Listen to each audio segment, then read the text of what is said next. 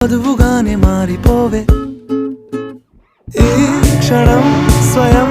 వరం ఇవాళ సంబరం ఈ క్షణం స్వయం వరం ఇవాళ సంవరం వీడుకోలు లేని తోడు అంది స్వాగతం ఈ క్షణం స్వయం వరం ఇవాళ సంబరం